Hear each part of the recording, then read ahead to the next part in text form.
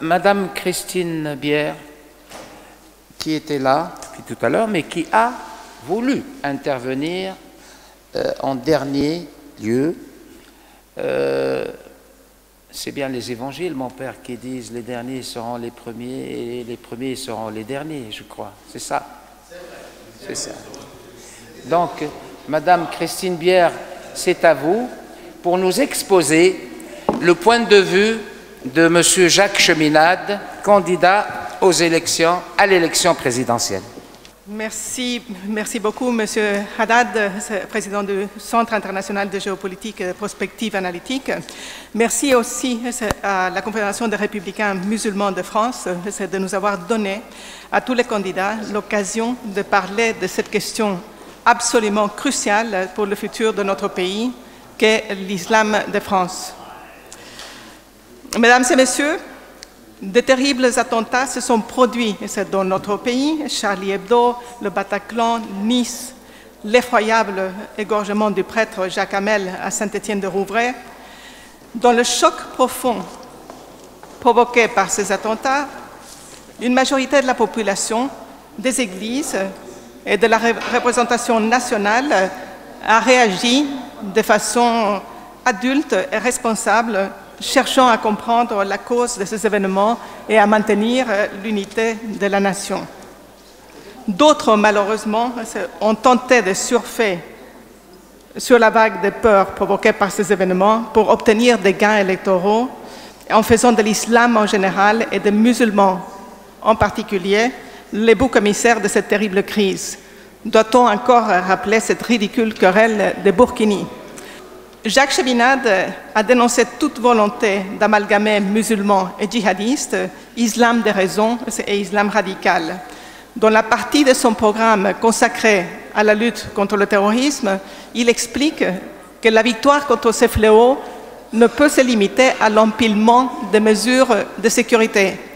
Il explique que la victoire contre ces fléaux ne peut pas se limiter à l'empilement des mesures de sécurité, mais qu'elle doit passer par des réformes profondes dans 3 domaines: sécurité publique, sécurité sociale et sécurité nationale. Au niveau de la sécurité publique, il s'agit d'utiliser pleinement les possibilités de la loi du 21 juillet 2016 et du Code civil. Est-ce qu'on peut fermer éventuellement la porte ?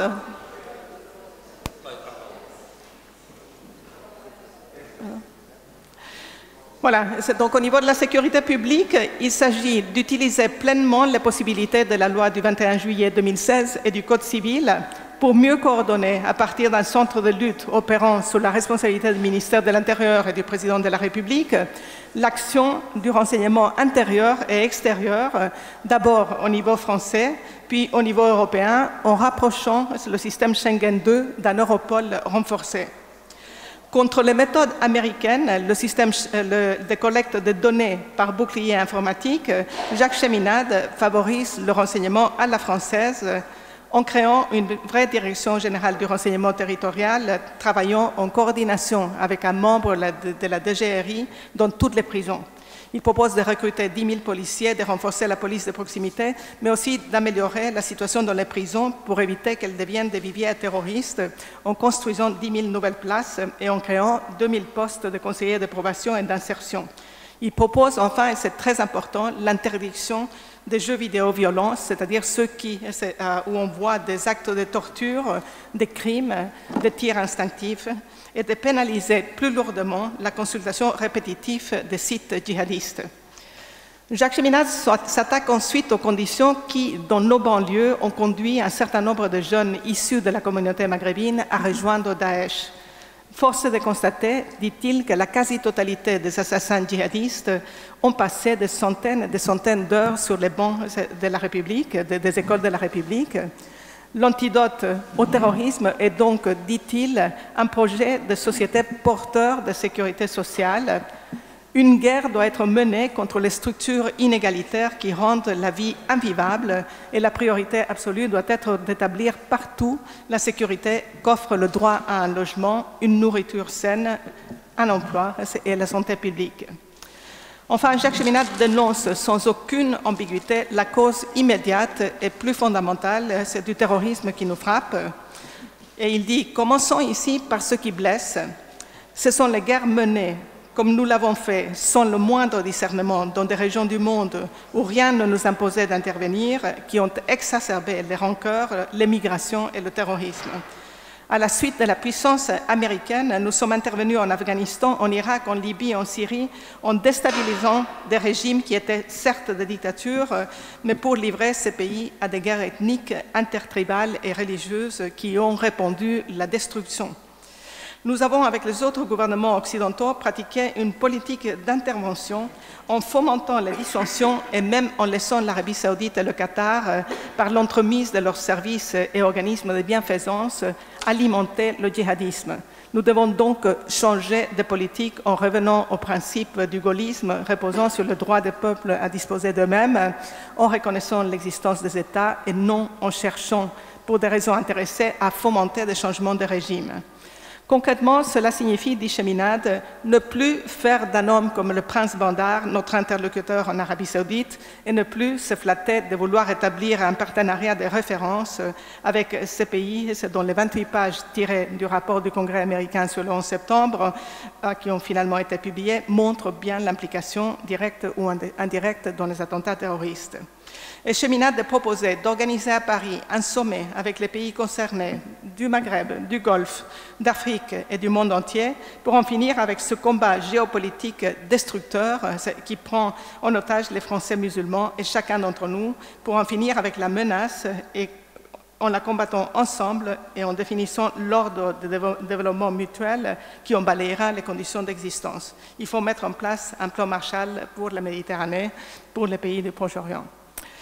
Au cours de sa rencontre avec le président libanais Michel Aoun le 7 avril dernier, Jacques Cheminade a noté que tant que la Syrie, la Libye et les pays de cette zone ne seront pas stabilisés et reconstruits, on ne pourra pas éliminer le djihadisme terroriste. Il a aussi souligné la nécessité de soutenir en particulier le Liban, qui, avec 2,5 millions de réfugiés, pourrait bien devenir lui aussi une poudrière.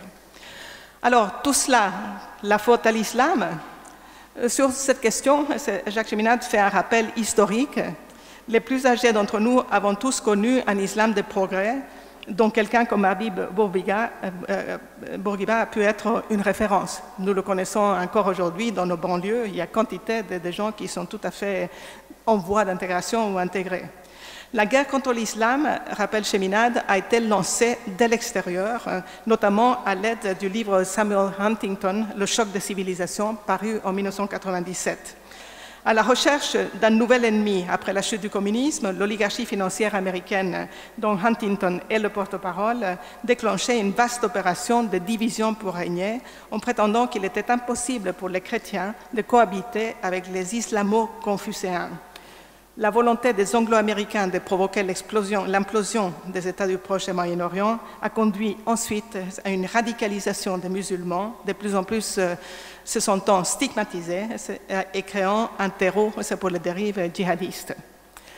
À la question de savoir s'il serait prêt à renvoyer tous les imams qui ne prêchent pas en français, ceux qui sont financés par l'étranger et ceux qui appartiennent à des mouvements extrémistes, Cheminade répond qu'il compte se montrer implacable envers les imams qui prêchent la djihad et les mouvements extrémistes en utilisant toutes les possibilités de la loi du 21 juillet 2016 et du Code civil. Pour le reste, il est favorable au développement d'un islam de France, ce qui se développe dans des conditions économiques, politiques et sociales de la France et qui permettent aux cultes musulmans de récolter des fonds et de former des imams, y compris à la langue française, sans passer par les pays qui promeuvent le djihad, comme l'Arabie saoudite et le Qatar. L'initiative récente de l'Institut catholique d'organiser des formations sur la culture française pour les imams est tout à fait intéressante à cet égard. Cheminade ne pense pas cependant que c'est à l'État français d'intervenir directement à travers telle ou telle fondation, celle de M. Dominique de Villepin, celle de M. Chevènement aujourd'hui, mais qu'il faut que l'État donne les moyens aux musulmans de s'organiser par eux-mêmes. Il faut cependant, pour Jacques Cheminade, aller beaucoup plus loin et développer des solutions de fond pour retrouver le bon vouloir vivre dans notre pays, déjouant ainsi tous les scénarios de guerre civile élaborés par les djihadistes contre notre pays. D'abord, en rétablissant toutes les conditions de la loi de 1905 qui définit une laïcité positive pour le pays, et rien que ces conditions. Elle garantit une liberté de conscience pour ceux qui croient et ceux qui ne croient pas, mais punit les dérives intégristes. Donc l'État serait tout à fait dans son rôle de s'intéresser au lien entre les frères musulmans, par exemple, et les djihadistes. Et aussi, elle interdit les campagnes de haine contre ceux qui pratiquent ou ne pratiquent pas. Elle sépare l'État de la religion et stipule que la République ne reconnaît, ne salarie ni ne subventionne aucun culte et que ses employés ne doivent pas porter des signes religieux dans l'exercice de leurs fonctions. Elle permet par contre aux fidèles de porter des signes religieux sur la voie publique, mais oblige désormais les élèves et étudiants à ne pas porter des signes religieux ostentatoires à l'école pour leur propre sécurité, et elle interdit le port de la burqa sur la voie publique. Donc cette loi est réellement excellente sur tous les plans et elle doit être appliquée dans les limites qu'elle définit. Contrairement donc aux approches communautaristes ou séparatistes, cette loi donc définit le plus petit commun dénominateur pour chercher à vivre ensemble, manger ensemble, étudier ensemble, nager ensemble, sans que pour autant une norme s'impose de façon uniforme à tous. Cependant, Jacques Cheminade veut aller plus loin pour contrer toute tentative de nous diviser. Et il veut donner donc un socle à cette loi qui sera fourni par un dialogue des religions et des humanismes et un dialogue de culture orienté vers la pratique de la solidarité et de la justice sociale que tous partagent, que toutes partagent. Tout cela dans l'esprit de cette idée magnifique qui nous vient du judaïsme, qui nous enjoint, et je cite, à recevoir tout homme avec un beau visage. Mais aussi celle de ce hadith du prophète qui dit « Il n'a pas froid en moi celui qui s'endort repu, tandis que son voisin à ses côtés a le ventre vide. » Ou celle du pape Jean-Paul II qui dit dans Centésimos Annus « Il faut surtout abandonner la mentalité qui considère les pauvres personnes et peuples presque comme un fardeau, comme d'ennuyeux importuns qui prétendent consommer ce que d'autres ont produit. Le progrès des pauvres, dit-il, est une grande chance pour la croissance morale, culturelle et même économique de toute l'humanité. » Il y a enfin cette belle idée de Jaurès, qui combattit aux côtés d'Aristide Briand en faveur de la loi de 1905, qui, dans le socialisme et la vie, reformule de façon laïque ces mêmes préceptes, en disant « Tout individu humain a droit à l'entière croissance. Il a donc le droit d'exiger que l'humanité, tout ce qui peut seconder son essor. Il a le droit de travailler, de produire, de créer, sans qu'aucune catégorie d'hommes ne soumette son travail à une usure ou à un joug. » Donc pour Jacques Cheminade, l'esprit de la laïcité est celui où ceux qui croient au ciel et ceux qui n'y croient pas combattent côte à côte pour la dignité et la justice de tous. Donc ça crée si vous voulez, un espace dans lequel le dialogue des religions et des cultures peut contribuer très utilement. Donc, dans cette question de l'éducation des imams ou d'autres figures religieuses d'autres religions. Donc c'est quelque chose qui peut soutenir. Donc c'est ceux qui cherchent à développer un islam de France qui soit véritablement donc, dans la voie de la raison.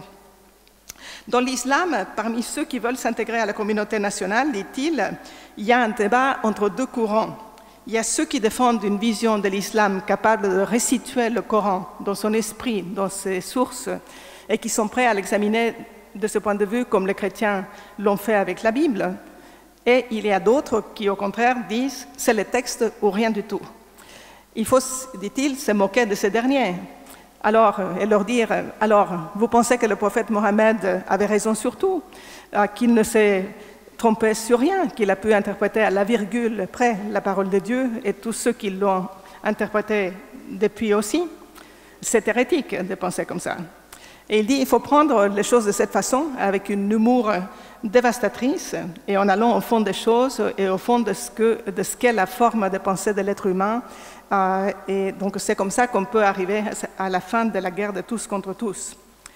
Et c'est ici aussi que le lieu approprié, pense Jacques Cheminade, pour manifester la complémentarité entre une véritable science et une spiritualité rétablie dans leur essence originelle. D'habitude, on oppose ces deux choses-là, mais dans ce cadre aussi, c'est l'endroit où on peut les reposer ensemble. Il dit « La science est la capacité dont dispose l'homme de découvrir, de comprendre et d'appliquer les principes universels nécessaires à son espèce pour survivre et prospérer. C'est donc une rencontre avec l'universel où il découvre non telle ou telle chose, mais la manifestation de l'univers et donc tout entier agissant au moment où il l'observe. Cet accueil de l'univers est, dit-il, l'autre face de l'accueil d'autrui et constitue ce qui est fondateur pour l'espace public. » Donc voici les paroles sages de Jacques Cheminade. C'est dans ce monde turbulent dans lequel il faut quand même garder la vue sur le futur. Voilà ce que je voulais dire. Alors, moi j'ai juste une question à vous poser. On n'est pas hors sujet. Justement, je n'ai pas très bien saisi la position de Jacques Cheminade, que je connais, comme vous le savez, depuis 1984. J'avais assisté au congrès de Nancy en 1984. C'est un ami, donc, Jacques Cheminade. Mais je n'avais pas très bien saisi sa position par rapport à la Syrie, justement. Par rapport à la Syrie. Par rapport à la Syrie, si vous pouvez nous en dire plus par rapport à cette question-là. Et s'il y a dans la salle quelqu'un qui voudrait poser une question à Madame Christine Bière, qu'il se manifeste. Moi, j'ai un profond respect de M. Cheminade et je connais ses positions sur la Syrie. Et je tiens à dire qu'il m'a invité plusieurs fois à ses assemblées générales pour développer des points de vue qui contredisent la doxa des médias. Donc, pour moi, cette histoire de petits candidats qu'on colle à quand même des gens parmi les plus intelligents de France et de Navarre est choquant pour tout Français. Hein? Pour moi, Cheminade, Asselineau, Lassalle, tous les gens qui ont été traités de petits candidats sont vraiment de très grands hommes. Soit pour leur position vis-à-vis de la Syrie, puisqu'on parle de la Syrie, ou pour autre chose. Hein. C'est des gens très intelligents et on est tous victimes de ces médias qui veulent nous imposer des mensonges du matin jusqu'au soir, voyez-vous. Et tout à l'heure, la dame qui représentait M. Fillon disait que M. Fillon aime la vérité. Oui, mais lui, il a l'occasion, peut-être dans les médias, de s'exprimer. Mais les gens qui disent la vérité, je remarque, malheureusement, sont exclus de ces médias. C'est dommage. Tous mes respects à M. Cheminade, à ses vues, il dépasse un peu, si vous voulez, de 30 ans certains idéologues de la politique. C'est ça son problème. Il précède, c'est un visionnaire. Encore une fois, toute mon admiration pour M. Jacques Cheminade, c'est tout. Alors, on va laisser intervenir, puis clôturer cette rencontre. C'est à vous, madame.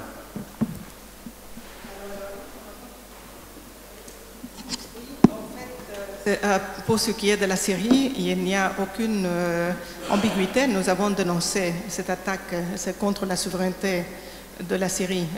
Donc à la suite de notre dénonciation de la guerre contre la Libye et à la suite du fait que nous avons dénoncé en fait depuis les années 70 les plans successifs des présidents américains et de leurs alliés anglais pour faire exploser les grandes nations issues des accords de Sykes-Picot au Proche-Orient et de provoquer, donc de susciter la création de toutes sortes d'États, de petits États croupions, ethniques ou religieux dans cette région. Donc pour nous, c'est une dénonciation qui date des années 70. Donc à chaque fois, nous avons attaqué les intérêts anglo-américains comme voulons réaliser ces plans. Et nous nous sommes portés à la défense de la souveraineté de la Syrie et de tous les pays de cette région. Bon, maintenant, la question de Bachar el-Assad, lui-même, il considère, M. Cheminade, que ce n'est pas son affaire quelque part, que lui, il traite avec des États et que qu'on les aime ou qu'on ne les aime pas, les dirigeants, il faut leur parler il faut que ce soit à la même table pour résoudre les problèmes.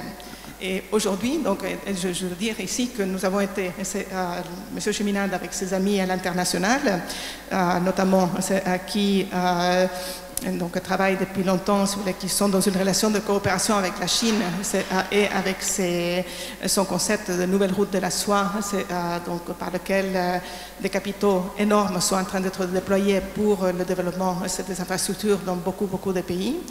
Eh bien, donc, nous avons travaillé depuis maintenant plusieurs années pour